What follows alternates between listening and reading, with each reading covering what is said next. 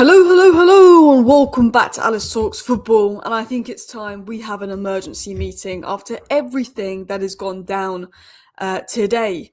Obviously, Ruben Amorim had a post-match interview after Leeds and made even more comments signalling that he is not happy with the Manchester United board. He's not happy with the Manchester United hierarchy. He came out saying, "I'm a manager, not a head coach."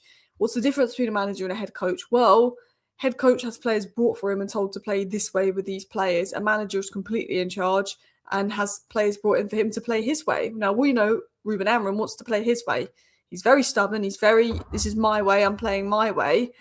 And obviously the rumours have been that Jason Wilcox has told Ruben Amorim he's got to adapt, change to a back four, and he's not going to be backed and he's got to adapt. And if he doesn't adapt, he'll be sacked if he doesn't make it work. They were the rumours, or what the rumours were hinting at. And I think Amorim's head coach manager comment almost confirms those rumours. Because why would he be bringing up that he's a manager, not a head coach? Because a head coach is told to play a certain way, certain formation, and has players brought in for him to play that way. A manager has a bit more control. A manager can play his way. He demands the players to play his way. INEOS aren't giving Amorim the players to play his way. He confirmed that. There's rumours that he's been told to play a back four. He's been told to adapt. And Ruben Amorim said in his press conference, in the quotes that came out yesterday, he's got to adapt now because to make his perfect 3-4-3 work, he needs money spent and time, and he's not going to get any. So he's got to adapt, which I think confirms the theory that Wilcox has gone to Ruben Amorim and said, change your formation, you've got to adapt or you will be sacked. But what is really interesting, and I've read up a lot, I've done this live stream because I've read up a lot. There's a lot of leaks that have come out in the last hour, a lot of information that's coming out. But Jason Wilcox never even wanted Ruben Amorim. That is what's come out. And this hasn't come out now by a journalist to get clicks. An old report has resurfaced that came out in September that Jason Wilcox didn't want Amorim.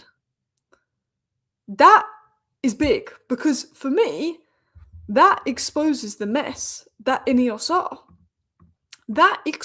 If anything, I think INEOS have been exposed because Dan Ashworth didn't want Ruben Amorim and got sacked for it. Jason Wilcox said maybe we shouldn't have Ruben Amorim, maybe we should bring in a manager that plays a back four. Barada picked Amorim. Even though it should have been Ashworth that picked the next manager, Barada did it and then sacked Ashworth because he disagreed about it. INEOS, there's so many reports coming up that actually show what a mess INEOS is. So I thought we're going to do an emergency meeting live stream to discuss these old reports. And look, I think Ruben Amorim could walk. I mean, look, Amorim out, but Wilcox and Barada, what a mess. What a mess. What a mess. Amorim's form is very sackable. The football we're playing is very sackable. But wow, INEOS have messed up. INEOS have messed up and they will do anything to throw Amorim under the bus. And look, Amorim's form is very sackable. But INEOS are the ones, when you really think about it, INEOS are the ones. So can I show you this? So this has got quote tweeted and shared again on Twitter today. I think this was The Athletic, or was it The Telegraph? This came out in September, okay? Last May, so this was May, United directors had held 2 rounds of talks with Amorim. So this is May 2024. So this was when we won the FA Cup and we weren't sure if we were going to sack Ten Hag or not. We wanted Tuchel, then we kept with Ten Hag. And then 3 months later, after spending 200 million on Ten Hag, we brought in a manager that we interviewed in the summer. We interviewed Amorim in summer 2024, decided we didn't want him, spent 200 million on Ten Hag to sack Ten Hag to then bring Amorim in when we could have brought Amorim in the summer to begin with. So I always thought that was mad. It's like you interviewed Amorim in the summer, but you wanted Tuchel, and then you kept Ten Hag when you could have had Amorim in the summer just to sack Ten Hag and bring Amorim in a few months later after spending 200 million on Ten Hag, which is crazy. But it was said that last May, United directors held 2 rounds of talks with Amorim, so this is May 2024, and liked him, but understood the difficulties and cost of revamping the squad to suit the 3-4-2-1 system with an evolving recruitment department. Wilcox, as technical director, questioned whether moving to a manager so wedded to a 3 at the back formation would fit United's traditions with the current squad. So why is this really interesting? Why are you bringing up this old report, Alice? Because the reason there's beef between Ruben Amorim and Jason Wilcox is because Jason Wilcox has told him to play a 4-3-3. We're going to bring in players to play this way, adapt, or get done. And Ruben Amorim wants more control, wants more power, and Ruben Amorim could do a Morasco and walk. That's basically the situation. But this reveals Jason Wilcox said in summer 2024, when he first sort of got the job and they were having conversations about it, he was saying, I don't think we should bring in Amorim because his 3-4-2-1 system. So Jason Wilcox never wanted Amorim. He doesn't want Amorim. He said that in the summer. His formation, blah, blah, blah. Which makes it crazy that we brought Ruben Amorim in 4 months later, even though we had conversations about not liking his 3-4-3 system. Because at the end of the day, you brought Ruben Amorim in knowing that he wants to play a 3-4-3, knowing he's very stubborn as 3-4-3, realised it's not working, and now asked him to change it. Us as fans can want him to change it, but you brought him in knowing he plays a 3 at the back, and even having discussions beforehand saying, should we actually bring him in because he plays a 3 at the back? And that's going to require a lot of money, and that's anti-United. Like, that is nuts to think. Jason Wilcox doesn't want Amorim. He doesn't want a 3-4-3 to begin with. I mean, it exposes INEOS.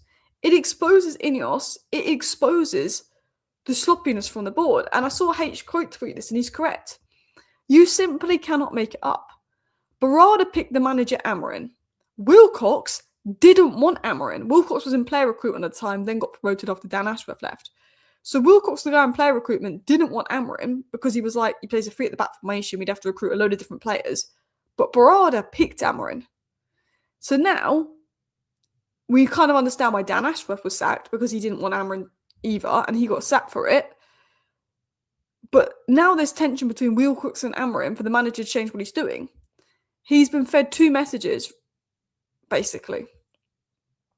Because Ratcliffe and Barada are all Amorim, wanted Amorim, going to give him a load of money, we're going to make it work. Wilcox didn't want you. Ashworth didn't want you. Like, and it's clear Wilcox doesn't want Amorim. The way that Wilcox and Amorim have gone from buddy friends to like the way Amorim's acting in press conferences and the way that Wilcox and Amorim are almost ignoring each other on the training ground now, it's pretty obvious Jason Wilcox. I think if Jason Wilcox had Omar Barada's power, I think Amorim would have been sacked. I think if Jason Wilcox had Omar Barada's power, I think Amorim would have been sacked. Because this is Barada's guy. Barada's got more power. This isn't Wilcox's guy. And this should be Barada, Wilcox, and Ashworth's guy, but this is Barada's guy. I mean, it just shows. I mean, if all this does is expose the absolute mess of INEOS and the absolute mess that they've made. Because, as H said here, when you step back and take all of this messaging in from the summer shake-up with the board, you can see why it's gotten bad between Amorim. Chances are Barada laid out promises that Wilcox isn't following on because he doesn't believe in the manager's idea. I think it's very much a situation of Barada's told Amorim, we'll do this, this, and this for you. We'll play your way, give you this and that. Whereas Jason Wilcox is like, well, I don't believe in his 3-4-3. I'm not going to... And Jason Wilcox is like, we're not going to give him this. We're not going to give him that. I don't believe in his 3-4-3. Where Barada and Ratcliffe have probably told him other things. And whether you like Amorim or not, whether you think Amorim should be sacked or not, we can all agree that Amorim's definitely been lied to. Like every Man United manager, Amorim has definitely been lied to. Amorim's probably been told, we're going to back you, we're going to bring in the managers for you to play your way, it will be your way. Jason Wilcox was thinking, no, I'm going to bring in players to play this way, it's going to be a 4 at the back formation and you've got to adapt. And Amorim doesn't like that. I think it's very much Amorim thought he was the manager. Amorim thought and was maybe told and maybe lied to that he was going to get the players to play this way. And Jason Wilcox has said, no, I'm not giving you that in January. You're going to have to change to this way and we'll give you the players to play this way. And Ruben Amorim's thinking, I'm manager here, not head coach. Why are you telling me to play this way? And I think that is what's gone down. But what's really interesting, as these are previous reports. These are previous reports, people. Like, this is the mad thing about it. Incompetency and big egos from all parties involved, 100%, 100%, 100%. But these are old reports. In October, however, United had their new hire ready to go, so there was no noise before making the change, with Amorim the only target at Barada's proposal. Barada and Brailsford had face-to-face meetings to establish this. So basically, Omar Barada made the decision. He didn't care that Jason Wilcox didn't want Ruben Amorim. He didn't care that Dan Ashworth didn't want Ruben Amorim. He went ahead and got Ruben Amorim. Barada went ahead and got Ruben Amorim. Barada's tactful rather than forceful personality exerted a strong influence on the selection, solidifying his standards at United at period when the club wondered whether he would last the course. So even though Dan Ashworth expressed concerns about bringing Ruben Amorim in, how we'd spent all this money on Ten Hag and we're bringing a manager in that plays completely different and we don't have a lot of money to spend on that manager, even though Jason Wilcox, who was working in recruitment at the time, said that his 3-4-3 wasn't very United and that, do we have the money to do this? Barada ignored that, sacked Ashworth and did it. That, for me, that is INEOS exposed. That is INEOS exposed. This is a big INEOS mistake. And it will end in Amorim being sacked. And look, I think Amorim's been pretty crap. And if he's sacked, he deserves to be sacked. His form is sackable. But that's not a good thing. I think Ruben Amorim his form is sackable. But Ruben Amorim being sacked isn't a good thing because the next manager will probably have the same fate. Until this board fix up, step up, or resign and we get better people and better owners in, every manager after Amorim is going to get the same fate. I might not like Ruben Amorim. I might think that Ruben Amorim should be sacked, but I'm not going to celebrate when Ruben Amorim's sacked. I'm going to worry for the next manager. Because they're going to have to work with this same hierarchy. And a lot of people are saying, but Alice, are you sure Wilcox has told Ruben Amorim to play a 3-4-3? Are you sure this is what the argument's about? Sorry, a 4-3-3. Are you sure this is what the argument's about?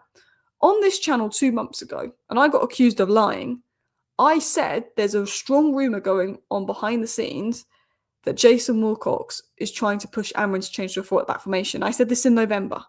In November, I said there's a very strong rumour going on that Amorim was being pushed towards a back four by Jason Wilcox. And I remember we had a debate about it 2 months ago. That's bad at Jason Wilcox. He shouldn't be telling Amorim what to do. He's not the coach. Whereas other people were like, well, to be fair, we'd probably be better in a back four. And I think we'd be better in a back four. But is that Wilcox's place? Probably not. Amorim is the manager or head coach, which we're going to dive into Amorim's quotes. Yeah, I think it's particularly interesting. So that was obviously rumours from 2 months ago. And it's now Ruben Amorim has kind of called out the board. He's kind of made it clear the board aren't backing him. And now the fan base is waking up. And all of a sudden, a week ago, no one was saying sack Wilcox, sack INEOS. Well, people were saying sack INEOS. But everyone's saying sack the board, sack INEOS, sack Wilcox. Now there's a bit of pressure on INEOS. The leaks are coming out. And Jason Wilcox, apparently, from something someone said to me, has quite a few mouthpieces at Sky. And I'm not saying that Jason Wilcox has leaked this information out. But there's leaks coming out that wouldn't have come out maybe if Amorim had said nice things about the board in the press conference. That's all I'm saying. There's growing tension between Ruben Amorim and the hierarchy at Manchester United, including Jason Wilcox. There was a wild disagreement over the January transfer window strategy, and there's a wider disagreement about the team's tactical approach going forward. Amorim has been bullish about moving away from his 3-4-3 system this season, which is understood to be the root of an increasingly strained relationship with the bosses. I've said it, and people are saying, why are you complaining, Alice? You want us to play back four? I want Amorim to play back four. I want Amorim to adapt and change to a back four, because I think if Amorim continues doing the same thing over and over again, he's going to be sacked because it doesn't work. But if you appointed Amorim to play a three at the back formation and told them that you were going to back him to play a three at the back formation, and are now telling him he's got to adapt and play a back four and that you're not going to give him the money to play his three at the back formation, then that is bad of the board. I want Ruben Amorim to adapt and play a back four. But the board promised him this and this and this, and they were going to back him in his back three to now tell him to play a back four. You can understand why Ruben Amorim's peed off. I think Ruben Amorim needs to adapt and play a back four, because I think if he continues to back three, he's going to get sacked anyway. But it's mad. I'm going to scroll down because I've missed a lot of live chats. Sat them all. I mean, it's just showing the incompetence. I think Wilcox want Maresca. I don't want Maresca, to be honest. I don't want Maresca. How am I a negative content creator? I'm positive, but we've not been good for 2 years. I don't know what I can't not be negative when we finished 15th last season, when we lost to Grimsby, when we gave Spurs their first trophy in how long? I have to be negative at times. I'd say I'm quite positive. I make loads of videos saying, stop this Lenny Yoro hate, he's a young kid. Stop the Aiden Heaven hate, he's a young kid. I say, let's give Sesko a year, even though he wasn't great. Why are people writing off Ahmad after the first 3 games of the season? I'd say, to be honest, I'm quite positive. But where I am negative is when it comes to INEOS and the ownership. Because we're Manchester United. We are 5th somehow, despite winning 3 of our last 11 games and 1 of our last 5 games, or 6th now, which is okay. But we're Manchester United. We should be up there with Arsenal and City. We've not been up there in years because of this ownership. So I think I have every right to be negative and call the ownership out. Because until Manchester United are back in the title race where we belong, I can't be positive about everything. Do you know what I mean? I can't be. I mean, look, yeah. Alice, who should go first, Wilcox or Amorim? I mean, both, but Wilcox. Barada, INEOS, of course. Of course. Do you trust INEOS? Well, no, obviously not. I think that report tells you everything you need to know. Look, Amorim's form is sackable. I think Amorim is out of his depth. And I think if Amorim doesn't adapt, he will get sacked because I don't think his system's going to work. But the bigger picture is Amorim was brought in by INEOS. INEOS brought in Amorim. INEOS told Amorim they were going to do this, and this. INEOS have lied to Amorim. Amorim's been thrown under the bus by INEOS. And whether Amorim stays or goes, INEOS will do this to the next manager. So the next manager after Amorim is going to have the same issues because of this ownership. So, some people say they'll celebrate if Amorim's sacked. I don't like Amorim, but I'm not going to celebrate if he's sacked. I'm going to be thinking, well, I'm worried for the next manager because they've got to work with the same ownership, the same idiots at the top, I think this is a Maresca situation. Amorim dug up his own grave by comments today about the board. I think this is a Maresca situation. Maresca had a few weird press conferences and he was gone. He resigned. I do think we don't beat Burnley. I think Amorim's gone. This is giving Maresca energy. Alice is positive in the right moments. Like, INEOS have been crap. I'm not trying to be negative. INEOS have been crap. I said I would give INEOS 2 years. It's been 2 years. They've been crap. So I said I won't be too judgmental of INEOS in their first year because it's going to take a long time to turn around the mess that the Glazers made. But yeah, the club is a poison chalice. Yeah, I mean, it does. I just want Man United to be good again. And for that, we just need, let's be honest, we just need the Glazers gone and owners that give an F. Calling them out for not getting a midfielder is rightly so. I don't think it's negative calling out INEOS. They didn't get you told Amorim you were going to give him this, and this, and you haven't. You also knew we needed a midfielder in the summer. You didn't get Baleba, but you didn't get anyone else. So, look, Ruben Amorim may not be doing a great job with what he's got, but the people that are doing a worse job are the people at the top. And I call them out because I'm not afraid to call them out. So there's other people that won't call out the people at the top of this club so they can get interviews and get all access to special media stuff. But I don't give a crap. I'll call them out. I don't care about being all friendly with INEOS so I can get this, and this. No. They are the problem at this club. They are the problem. Anyone who doesn't say your opinion will always say you're negative, the low IQ, I can't help it. I agree. I think as soon as someone has a different opinion to you, you're toxic, you're negative. It's like, I think being adults, we should learn that people have different opinions and to accept it. I understand why people are hammering in and I understand why people are hammering out. I can understand fully why people are hammering in because this ownership is a problem. The cycle never ends. The next manager could also fail. But I also understand why people are hammering out because he's lost more games than he's won. 1 win in 5. We can't beat Wolves. We had all our players available versus Everton with 10 and couldn't beat them. They're getting battered. Brentford are 1 point behind us despite losing Mbumo, Thomas Frank and Visser. So I can understand why people are hammering in. I can understand why people are hammering out. I think, some people just can't understand difference of opinion. Do you know what I mean? I think some people can't understand difference of opinion. Big question, who would want to manage United? A lot of people because it's Man United. But it is a manager graveyard. I mean, look, I will get rinsed for this. And I know it's a very unpopular opinion. And I know everyone's going to call me deluded, stupid. I generally think Cesc Fabregas would be nice in the summer. Thomas Tuchel would be lovely in the summer if he's available. Hansi Flick would be great, but that's never going to happen. But if I had to bring in a manager right now, I wouldn't bring in Glasner because one, he's not available to the summer. I wouldn't bring in Marco Silva, who's doing all right with Fulham, who completely explained our system. I think Kieran McKenna's the best man for the squad we have. And I know everyone's going to laugh and be like, Alice, what are you on? What have you taken? I would bring Kieran McKenna in if we had to bring in someone as now. If we had to bring in someone in the summer, then no. We had to bring in someone now. But, you know, how confident am I that Kieran McKenna will be an upgrade on Amorim? I think he would be, but I'm not confident in that. I'm not confident that Kieran McKenna's going to be a huge upgrade. I think he would be. I think he would get the players playing better because I think the players we have are more suited to his style of football. And he was doing all the coaching when we came second under Ollie. People forget that. And, you know, he's got back-to-back promotions. This Ipswich squad is shocking and they're second in the Championship despite losing all their players. But I can't sit here with confidence and say if you sack Amorim and bring in McKenna, we're going to get Champions League. I can't say that with confidence. There's not many great options out there. And it'll be interesting to see what INEOS plans are because I think Amorim could go. I think Amorim could walk, to be honest. But yeah, look, Ange Postecoglou, I do not want... If this club sacked Amorim and Postecoglou, I think my head might go. Got a few weirdos in the chat today, haven't we? What? I think there's some people with very low IQs in the chat today. We'll get rid of you.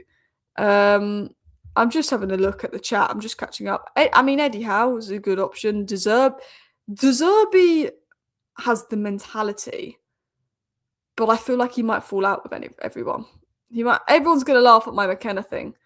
But he carried Ollie. Everyone, you know, all the Ollie re-envisagement. It's like everything good under Ollie was McKenna. But look, everyone's going to laugh at my McKenna suggestion. I know it. Like, he could stink it up. But it's an unpopular opinion. Anyway. Ashworth didn't get sacked for not liking Amorim. He got sacked for not having a manager in mind to replace Erik ten Hag, despite sitting on his ass for 6 months. He said, we spent all this money on Erik ten Hag. Do we want to sack him now?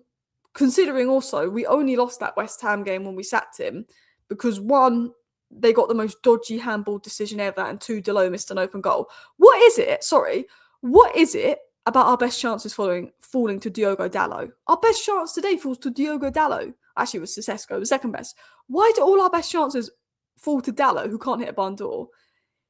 Ashworth basically was reluctant to sack ten Hag 7 games into the season when we'd spent 200 million on him. And look, Ashworth basically said, give him to the summer, and in the summer there will be more choices. He didn't want to rush a decision and rush to bring an Amorim. He was reluctant about it. And look, do I think if we kept ten Hag to the end of the season, we'd have finished 15th? No. I don't think we would have had a good season if we kept ten Hag last year.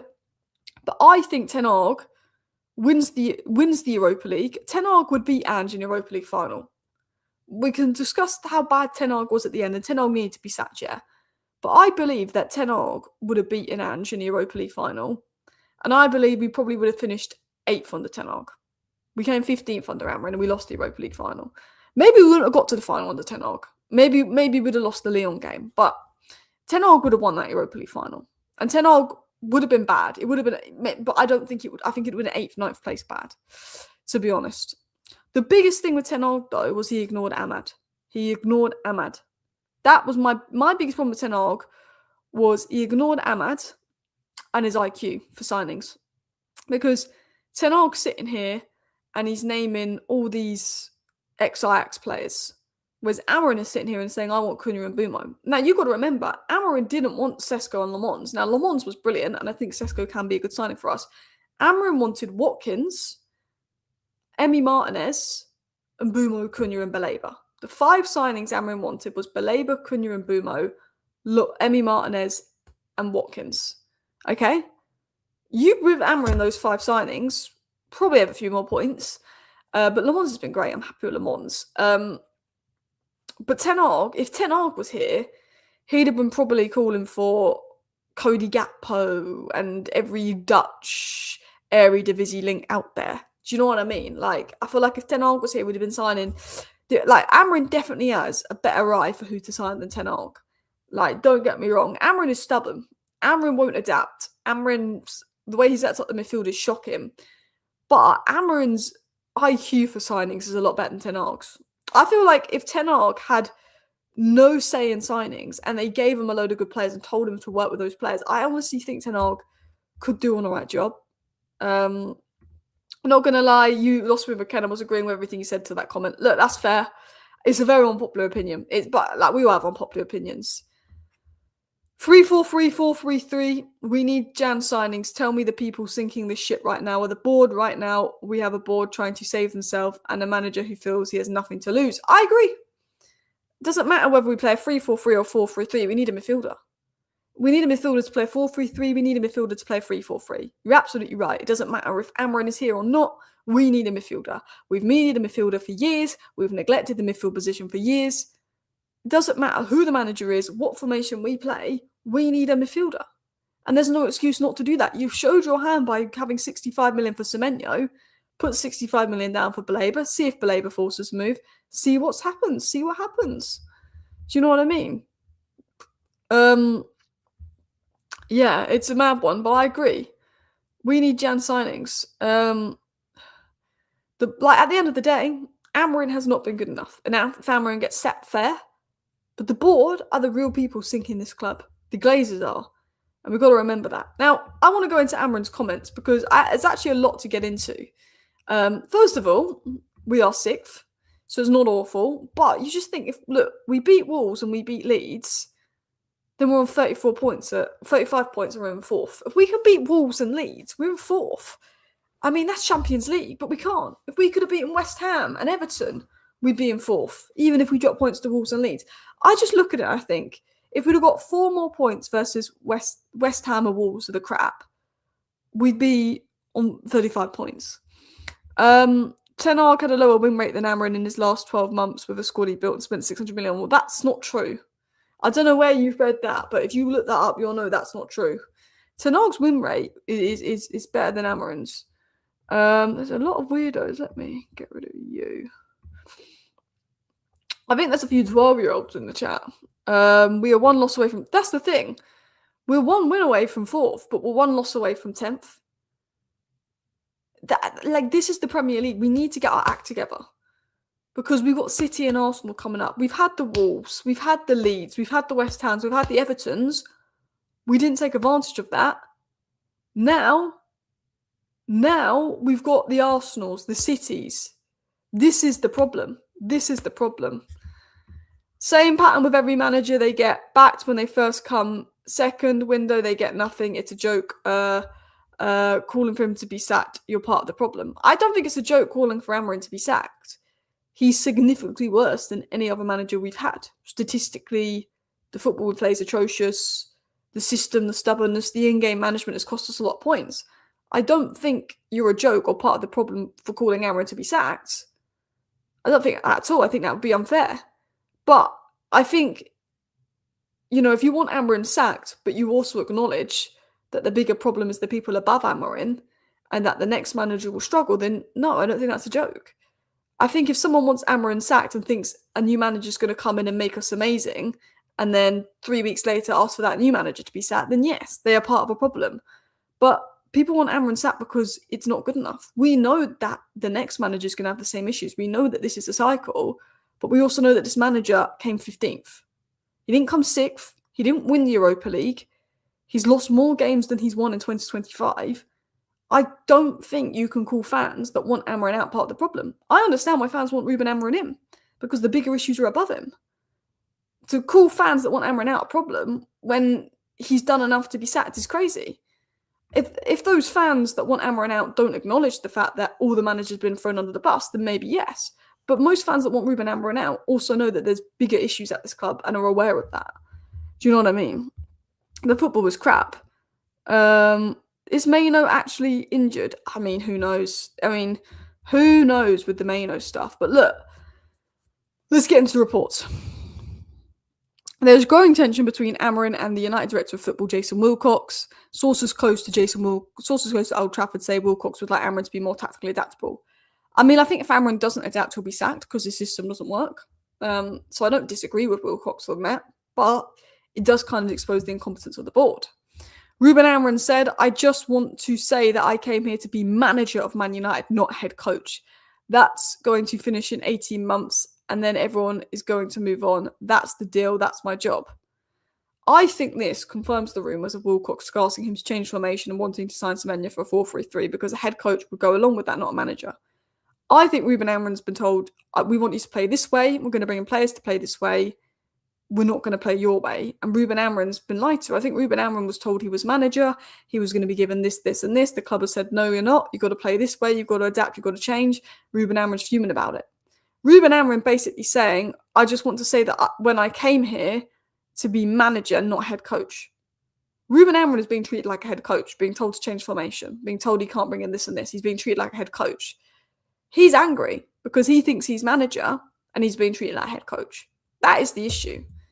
But, to be fair, and INEOS might have lied to him internally and promised him this, this, and this, but when we appointed Amorim, we said head coach.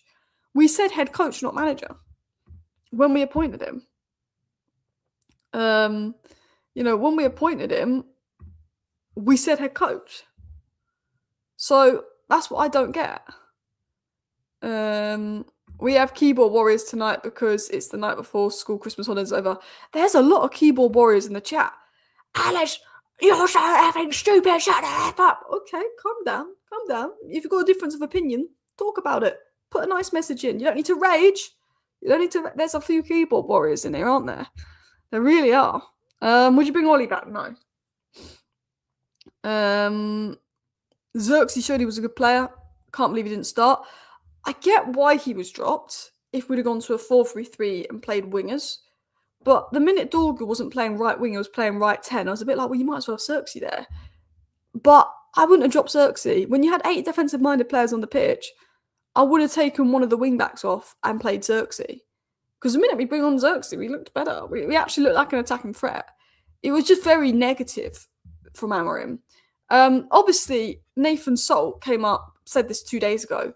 The amount of people that said, Alice, I can't believe you believe Nathan Salt the other day, when I reported this the other day, and I said Nathan Salt was a good journalist, and people said no, it's been confirmed by like 4 other sources that the Nathan Salt story was true. Nathan Salt said this like 3 days ago, and James Duck is coming out saying Amorim has come under increasing pressure to change formation. Concerns were raised after Marco Silva openly explained how Amorim's system was so easy to exploit. Vival was shocked at how easy the system was exposed. Vival shared Silva's comments with United senior leadership and stressed the need to be less predictable. Well, that's what Nathan Salt said. Ruben Amorim is unhappy about the prospect of no signings being made before the January window. Ruben Amorim feels promises have been broken regarding being backed in January. Ruben Amorim is angry because promises have been broken. Like, if we're really to break down, Nathan Salt is a good journalist. I always say this. Something can come from the Daily Mail, but if it comes from someone like Nathan Salt in the Daily Mail, I believe it. Do you know what I mean? Thank you for the super chat. I just want to watch entertaining football at United. Who would bring in Amorim if Amorim ends up getting... Would you bring in Amorim? Who would you bring in if Amorim ends up getting sacked? The presser was wild. I just want to watch entertaining football. I said it. Cesc Fabregas would be maybe my first choice in the summer. I don't know how realistic that is. Hansi Flick would be great. Can't say no to that. Nagelsmann I do like, but again, look, McKenna, I think is a realistic option that if we had to bring in someone tomorrow, it would be him. But I know everyone's going to laugh, and I know everyone's going to say you're deluded and stupid and laugh at that. It's a very unpopular opinion. I just looking at the players we have and what our best lineup would be, and I think that suits McKenna Ball more than other managers. That's all. Like, I'm just thinking if we had to bring in someone now, like, we're looking at we're looking at Carrick as interim. Well, McKenna's just a better Carrick. So, yeah, thank you for the super chat, though. Hansi Flick is Andrew better players. Barcelona's defence is crap, to be fair. I would have brought Dorgoff and brought Shea Lacey on the last 10. I would have as well. Yeah, Nathan Salt is a good journalist. He's one of the better ones. But, yeah, I wanted to debunk this whole Amorim situation. Basically, Amorim is not happy because he knows he's not getting backed in January.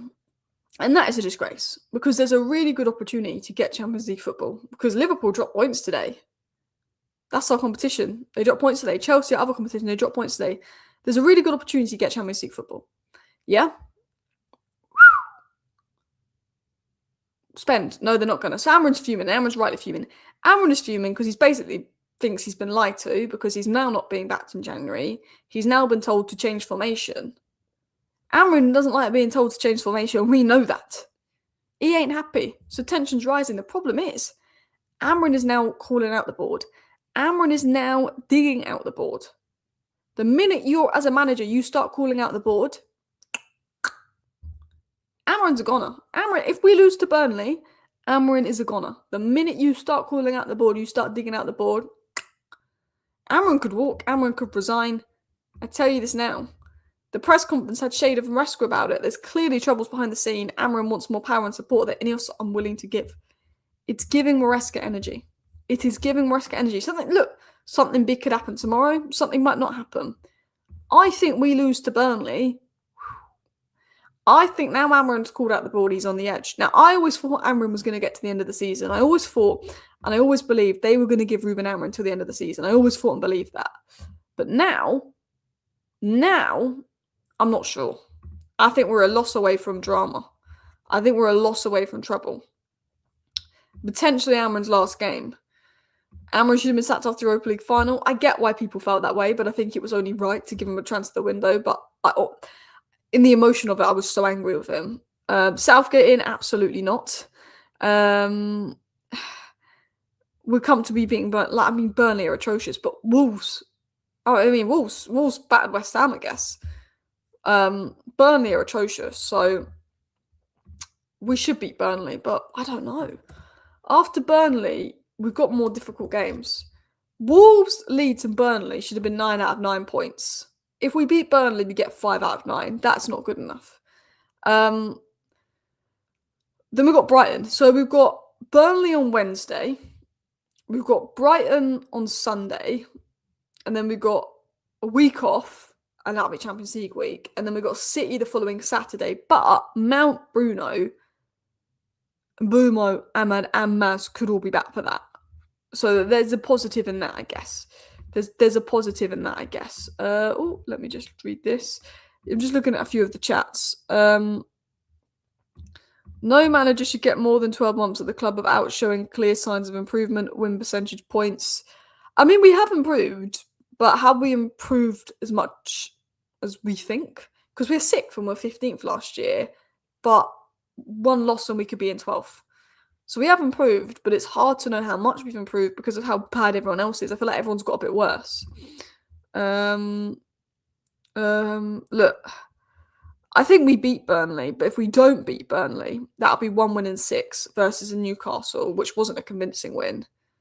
And I think he could go because the problem is, this is a hypocrisy of INEOS. INEOS know there's a really good opportunity to get Champions League football.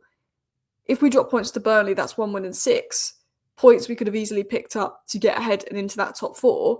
So they might sack Amorim because there's a chance to get UCL football and a new manager might do better with the squad. But why are you doing anything in January? If you see an opportunity to get UCL football, then bring in some players in January to help Amorim do that, to help Amorim get results, so you don't need to bring in a manager mid-season to do that. You know? 7 draws. 7 draws. Is it actually 7 draws this season? We've drawn a lot. We've drawn 7 games this season. 7 games. Wow. Have we drawn the most? No, Sunderland have drawn 9. Bournemouth have drawn 8. We've only lost 5, people can say, but Sunderland have lost 4. Arsenal have only lost 2. We've only lost 5. The losses were bad. Look, we just got to beat Burnley on Wednesday. If we don't, I think this next week could be heated. Listen, people, I'm going to wrap up the live show here, but I'm just going to check the news in case anything else come out. I don't think anything would have come out. Liam Rosinia's the new manager of Chelsea. We know that. If you think United could finish 5th, then you're right. You could be right. If you think Man United could finish 14th, then you could be right. That's the truth. There's barely any points between 4th and 5th and 14th. There's not many points between 4th and 15th. So anything can happen this season, but hopefully result versus Burnley. Anyway, I want to thank everyone for watching today's show. See you next time. Bye.